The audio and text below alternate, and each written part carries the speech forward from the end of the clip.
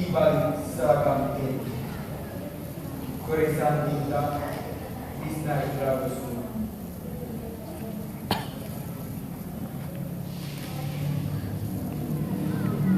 Di balik seragamnya yang garang terdapat nyawa yang terancam.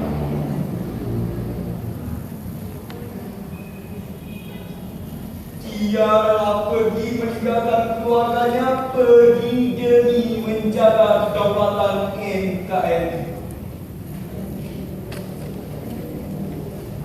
Tapi aku tahu dia tahu.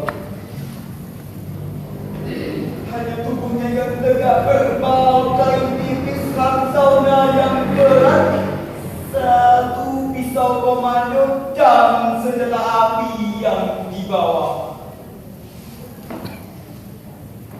Hanya itu yang melekat pada dirinya.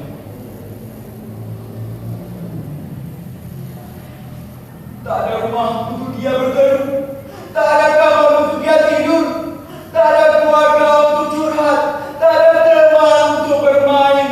Yang ada hanya teman seperjuangan dan senasib.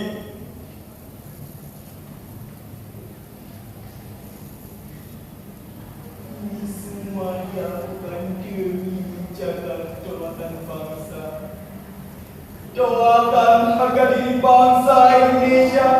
Dan ini dia bukan agar negara Indonesia tidak dijajah negara lain.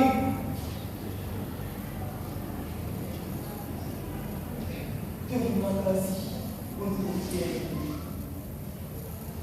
Kau adalah pelindung negara. Kau tiada Indonesia.